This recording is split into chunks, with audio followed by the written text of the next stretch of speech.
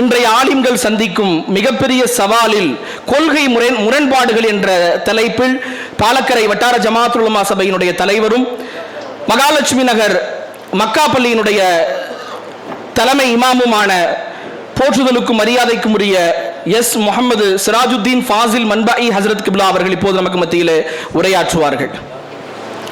அஸ்ஸலாமு அலைக்கும் வரஹ்மத்துல்லாஹி தஆலா வ பரகாத்துஹு.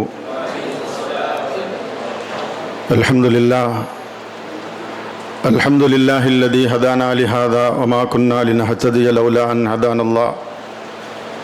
வஸ்ஸலாத்து வஸ்ஸலாமு அலா அஷ்ரஃபில் அன்பியாஇ வல் முர்சலீன் வ அலா ஆலிஹி வ அஸ்ஹாபிஹி வ அத்பாஇஹி பிஹ்சானின் இலா யௌமிddin. அம்மா பஅத். فقد قال الله تعالى في القرآن العظيم: أعوذ بالله من الشيطان الرجيم. بسم الله الرحمن الرحيم. كل حزب بما لديهم فرحون. صدق الله مولانا العظيم.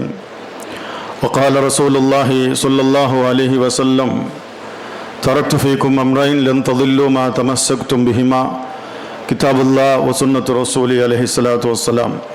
صدق رسوله النبي الكريم ونحن على ذلك من الشاهدين والشاكرين والحمد لله رب العالمين. அல்லாஹ் ரப்புல் இஸ்ஸத் அவனுடைய பேரருளால் அவனுக்கு மிகவும் பிடித்தமான பொருத்தமான ஒரு மஜ்லிஸில் நம்மை ஒன்று கூட்டியிருக்கிறான். அல்ஹம்துலில்லாஹ்.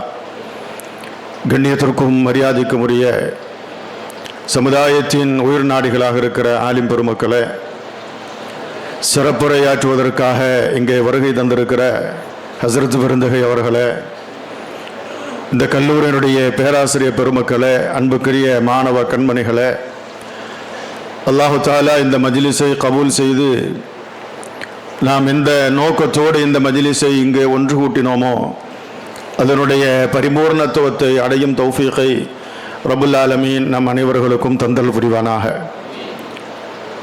அருமையானவர்களே, ஆலிம்கள் சந்திக்கிற சவால்களில் கொள்கை முரண்பாடுகள் என்பது எனக்கு தரப்பட்டிருக்கிற தலைப்பு.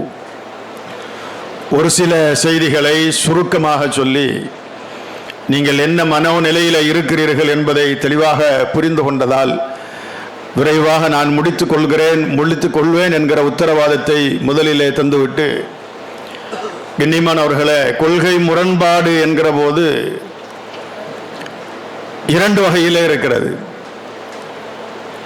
ஒன்று அவாம்களுக்கு மத்தியில் இருக்கிற, பொதுமக்களுக்கு மத்தியில் இருக்கிற கொள்கை முரண்பாடு.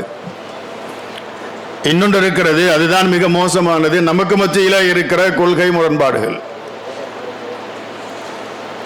அவாம்களுக்கு மத்தியில் இருக்கிற கொள்கை முரண்பாடுகளை கூட ஒரு வகையில் அல்லாஹ்வுடைய அருளால் சமாளித்து விட முடியும். ஆனால் உலமாக்களுக்கு மத்தியில் இருக்கிற கொள்கை முரண்பாடுகள் இருக்கிறதே, அதுதான் மிக ஆபத்தானது. இன்னொரு வகையிலே சொல்வதாக இருந்தால் அது அவசியம் இல்லாததும் கூட. அருமையானவர்களே, இன்றைக்கு ஆலிம்கள், ஒரு காலம் இருந்தது, ஒரு பள்ளியினுடைய இமாம் ஒரு செய்தியை ஹுதுபாவிலோ அல்லது கேள்விக்கு பதிலாகவோ சொல்லுகிறார் என்றால், ஹஸ்ரத் சொன்னால் அது சரியாக இருக்கும் அப்படின்ட்டு அதை முழுமையாக ஏற்று அதை அப்படியே கபூல் செய்து சென்று விடுகிற ஒரு காலம். இன்னைக்கு அப்படியெல்லாம் இல்லை. ஏற்கனவே ஒரு தருதலை, கேள்வி கேளு, என்ன கேட்டாலும் கேட்டுக்கிட்டு வராத, அவர் என்ன பேசினாலும் எதிர்த்து கேள்வி கேளு அப்படின்னு சொன்னதுனால வந்தவன் போனவெல்லாம் ஒன்றும் தெரியாதவர்கள் எல்லாம் இன்றைக்கு தனக்கென்ற ஒரு கொள்கையை வகுத்து கொண்டு, அல்லாஹ் திருக்குரானிலே சொல்வது போல, தான் இருக்கிற கொள்கை தான் சரியானது, அதுதான் சத்தியமானது, அதுதான் சொர்க்கத்தில் கொண்டு போய் சேர்க்கக்கூடியது என்று அவனாகவே நினைத்து கொண்டு மக்களுக்கு மத்தியிலே நிறைய கொள்கை முரண்பாடுகளை இன்றைக்கு நாளொரு மேனியும் பொழுதொரு ஒன்றுமாக அதிகப்படுத்தி கொண்டே போகிற இந்த நிலை இன்றைக்கு ஆலிம்களுக்கு சவாலாக இருக்கிறது என்பதை மறுக்க முடியாது. கண்ணியமானவர்களே, நான் ஒரு இடத்துல இதற்கு முன்பு பணியாற்றிய போது ஜும்மாவில் கொள்கை முரண்பாடுகள் எப்படியெல்லாம் வருகிறது, அதை ஆலிம்கள் சமாளிக்கிற போது அது சில நேரங்களில் எப்படியெல்லாம் மாறுபடுகிறது என்பதற்கு இந்த நிகழ்வை சொல்லுகிறேன். நான் நீண்ட ஹதீஸ் ஆயத்தை எல்லாம் உங்களுக்கு முன்னால சொல்லலை. என் வாழ்க்கையில் நான் அனுபவித்த ஒரு சில அனுபவங்களையே இந்த தலைப்பே இங்கிருந்து பட்டம் பெற்று நாளைக்கு சமுதாயத்தை தாங்கி பிடிக்க வேண்டிய இந்த மாணவர்களுக்காக என்பதை உணர்ந்த இந்த செய்தியை சொல்கிறேன். 3 வகத்தில் தொழுகிறது கூடாது. சூரிய உதயம், சூரிய உச்சம், சூரிய அஸ்தமனம், இந்த 3 வக்கத்தில் தொழுகிறது கூடாது அப்படிங்கிறதுக்கு சில ஆதாரங்களோடு ஒரு ஜும்மாவில் பேசினேன். ஜும்மா முடிஞ்ச உடனே ஒரு ஆள், அல்லாஹ் அவரை மன்னிக்கணும், அவர் இப்போ இல்லை, மௌத்தா போயிட்டார். அவர் என்ன செஞ்சிட்டாருன்னு சொன்னால், என்னுடைய மஹல்லாவில் இருக்கிற அந்த பசங்களை எல்லாம் ஒன்று கூட்டி தமிழ் தர்ஜுமா இருக்குல்ல, இந்த தமிழ் தர்ஜுமாவை எடுத்துகிட்டு உங்கள் ஹஸரத்து பேசுனா கரெக்டாக இருக்கும்னு இவ்வளோ நாளும் சொல்லிக்கிட்டு இருந்தீல்ல, ஒரு பெரிய தப்பு இன்னைக்கு அவர் பேசியிருக்கிறார், ஒரு பெரிய உருடாவை விட்டுருக்கிறார், என்னங்கிறத நான் நிரூபிக்கிறேன் அப்படின்ட்டு இந்த தமிழ் தர்ஜுமாவை எடுத்து வச்சு அக்மிஸ்ஸலாத்த லிதுலூகி ஷம்ஸி இலா கஸகில் லைல் அப்படின்னு வருது இல்லையா, சூரியன் உதயமானதிலிருந்து இலா கஸகில் லைல், இரவு வரைக்கும் நீங்கள் தொழுது கொள்ளுங்கள் அப்படின்னு குர்ஆன்ல ஒரு வெளிப்படையான ஆயத்து இருக்கிறது. அந்த தர்ஜுமா எடுத்து அவன்கிட்ட பசங்களை காட்டிட்டார். இங்கே பாரு, காலையிலிருந்து இரவு வரைக்கும் தொழுகலாம் அப்படின்னு குர்ஆன் சொல்லும்போது உங்கள் ஹஸரத் என்ன சொன்னார், 3 வகத்து தொழுகிறது கூடாதுன்னு சொன்னார். குர்ஆனுக்கே மாத்தமாக பேசுகிறான் அந்த ஆளை போய் நீங்கள் பெரிய ஆலிம்னு சொல்கிறீங்க அப்படின்னு சொன்ன உடனே, நான் ஏற்கனவே கூட இந்த நிகழ்வை ஒரு மஜ்லிஸில் சொன்னேன். அந்த மாணவர்கள், அந்த இளைஞர்கள் நல்ல வேலை நேரடியாக ஜும்மா முடிஞ்சு இன்னும் நான் ட்ரெஸ்ஸை கூட கழட்டில் ரூமில் உட்காந்துருக்கும் போதே பசங்க ரூமுக்கு வர்றாங்க. அந்த ஆள் கொடுத்த தர்ஜுமாவே தூக்கிட்டு வர்றாங்க. அதற்கு இப்படி இருக்குதே, நீங்கள் இன்னைக்கு ஜும்மாவில் இப்படி பேசுனீங்களே அப்படின்னு சொன்னாங்க.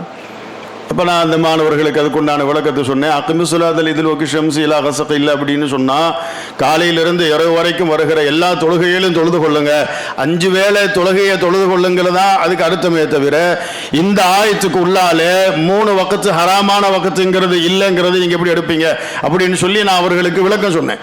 அதுக்கு பிறகு அன்றைக்கு ஜாமியா அன்வாருல் உலூமுடைய முதல்வராக அல்லாமா காரி ஹஸரத் ரஹ்மத்துல்லாஹி அலைஹி அவங்க இருந்தாங்க. ஹஸரத்திட்ட போய் நான் இப்படி சொன்னேன் சரியான்னு கேட்டு ஹஸரத் அது சரிதான் அப்படின்னு சொன்னாங்க. நான் எதுக்கு சொல்ல வர்றேன் அப்படின்னா, இன்னைக்கு கொள்கையிலே முரண்பட்டு நிற்பவர்கள், நாம் ஒரு விஷயத்தை ஜும்மாவில் பேசும்போது அவன் என்ன செய்கிறான், டைரக்டாக ஒரு தர்ஜுமா தூக்கிட்டு நின்றுறான். தர்ஜுமாவில் அந்த ஆயத்துக்கு என்ன அர்த்தம் தான் இருக்குமே தவிர தாவீல் இருக்குமா, தஃப்சீர் இருக்குமா? பார்க்குறவன் என்ன நினைப்பான், ஹஸரத் பேசுனா கரெக்டாக இருக்கும்னு நாம் நினச்சோம், பார்த்தா குர்ஆனுக்கே மாத்தமாசன்னு சொல்லியிருக்கிறாரு. காலையிலிருந்து இரவு வரைக்கும் நீங்கள் தொழுதுங்கன்னு அல்லாஹ் சொல்லும்போது 3 வக்கத்தில் தொழுகக்கூடாதுன்னு ஹஸரத் சொன்னால் இவர் குர்ஆனுக்கே மாத்தமாவில் சொல்கிறாரு. இப்படிங்கிற சிந்தனைக்கு, கொள்கை முரண்பாடுகளுக்கு இன்றைக்கு மக்கள் சென்று விடுவார்கள் என்பதை வாழ்விலே நிறைய சந்தர்ப்பங்களில் இது மாதிரியான விஷயங்களை இன்றைக்கு நாம் நிறைய வாழ்க்கையிலேயே அனுபவித்திருக்கிறோம்.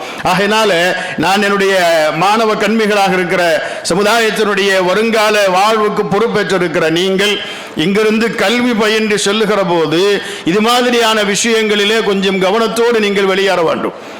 நான் திரும்ப சொல்கிறேன், ஒரு காலம் இருந்துச்சு நாம என்ன சொன்னாலும் இது சரி அப்படின்னு கேட்டுட்டு போகிற காலம். இன்னைக்கு அப்படியெல்லாம் இல்லை.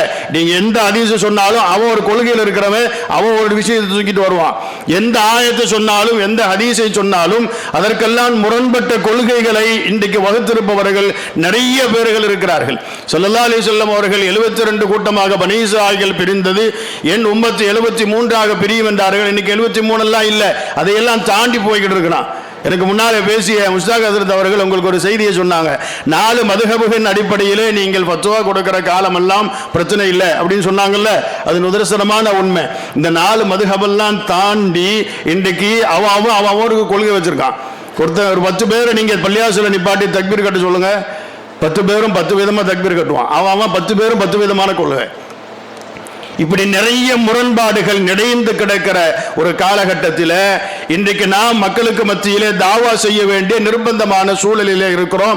ஆகையினால என்னுடைய அன்பு மாணவ கண்மணிகள், நீங்கள் உங்களுடைய திறமைகளை இந்த லஜனத்தின் மூலமாக வளர்த்துக் கொள்கிற அதே நேரத்தில் பேச்சாற்றலை நீங்கள் வளர்த்துக் கொள்கிற அதே நேரத்தில் 1008 கொள்கைகளோடு இன்றைக்கு சமுதாயம் குழம்பி போய் கொண்டிருக்கிற, சமுதாயம் குழம்பல் என்றாலும் குழப்புவதற்கு நிறைய ஆள் நிறைந்து கிடக்கிற இந்த காலகட்டத்தில் அது சம்பந்தமான திறமையான கருத்துக்களோடு நாம் இங்கிருந்து வெளியேற வேண்டும். அதற்கு நீங்கள் உங்களை தயார்படுத்திக் கொள்ள வேண்டும் என்கிற ஒரு தாழ்மையான வேண்டுகோளை மட்டும் உங்களுக்கு முன்னாலே வைத்து வாய்ப்புக்கு நன்றி கூறி முடித்துக் கொள்கிறேன். வாஹிரு தாவானா அல்ஹம்துலில்லாஹி ரப்பில் ஆலமீன். அஸ்ஸலாமு அலைக்கும் வரஹ்மத்துல்லாஹி தஆலா வபரகாத்துஹு.